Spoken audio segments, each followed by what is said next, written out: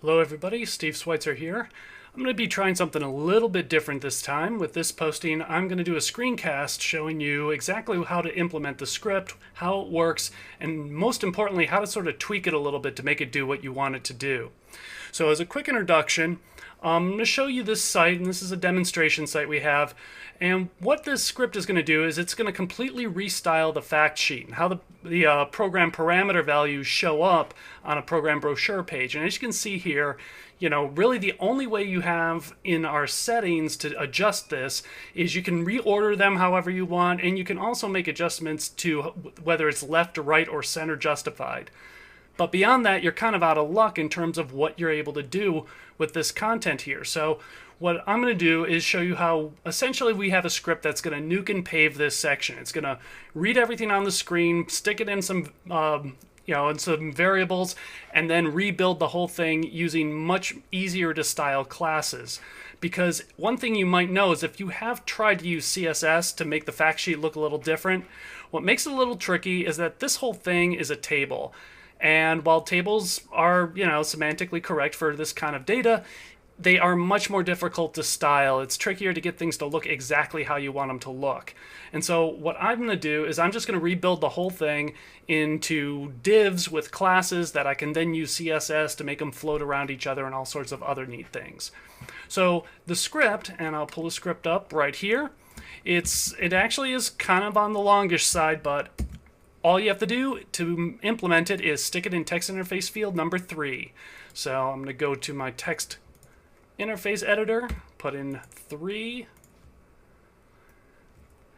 and that's the tips text, and paste that in, update.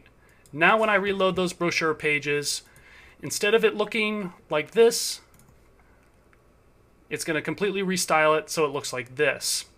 And it has the hyperlinks that'll do the pop-ups for the gloss entries that will still remain functional. But as you can see, it's completely restyled. And if I go in here and inspect the elements, you'll see now all of these are in divs rather than in a big old table. The table, basically got erased and rebuilt.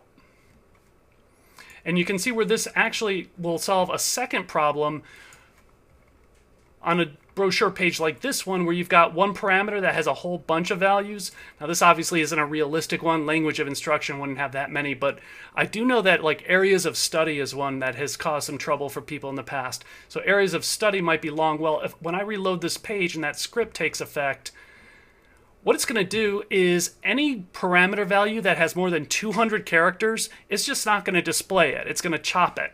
So this is sort of a way to, if a parameter value has a ton of options selected, it just doesn't display on the brochure page in the fact sheet. That's something where really with that many options, you're going to want to explain it more effectively down in the program description. So that's sort of the idea there. Now, there might be alternate ways to deal with those long values, like count the number of characters and do an ellipsis after so many, or there might be other methods that could be used to sort of hide the content and still have that parameter display. But I'm going to do it really simple. I'm just going to do a straight, if it's more than this number of characters, don't display it, because it's going to throw everything out of whack.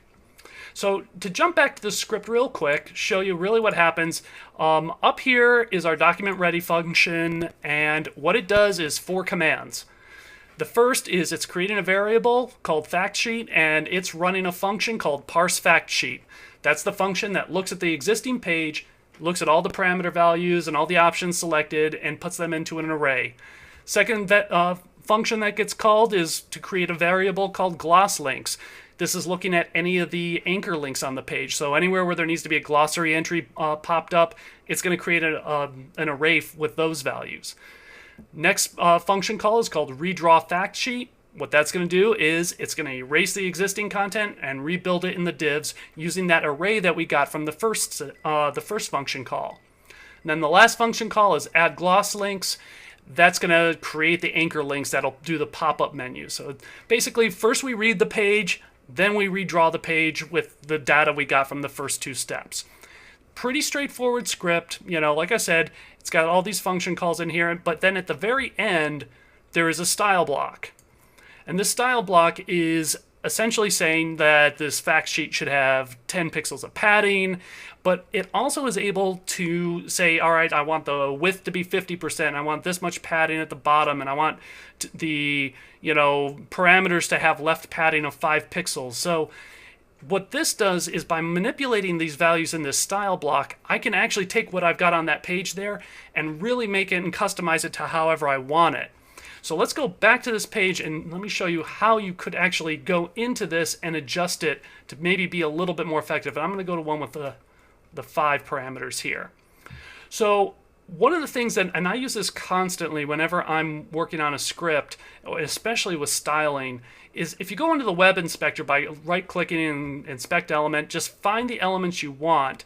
Like, so for instance, if I go in here and I select the parameter itself, you'll see over here, this is the style sheet that I set up in my script.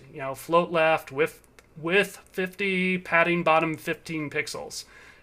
If I don't think that's enough padding for each of my parameters, I can increase it. Say I want to give it 25 pixels of padding.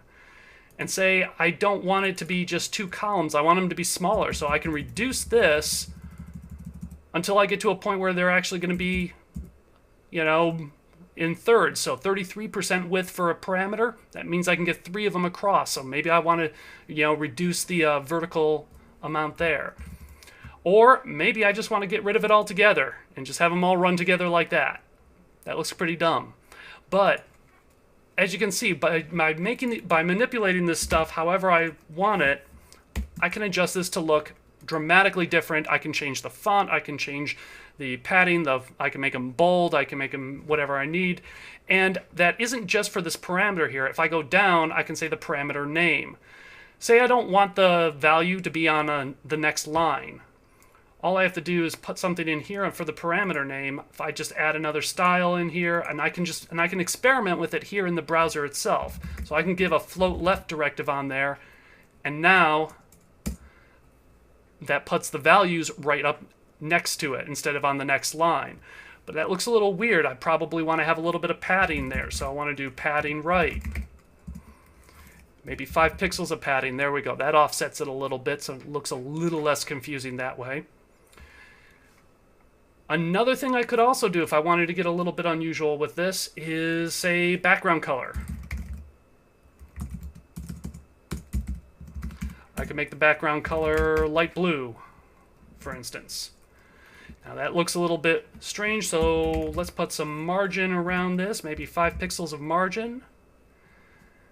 And then I want to reduce my width a little bit so that it accounts for that margin. There we go, get that about right. And then say I want to do something where I wanted to put some round edges around this. So if I recall, that is border radius is the CSS for that. Say 10 pixels. There we go.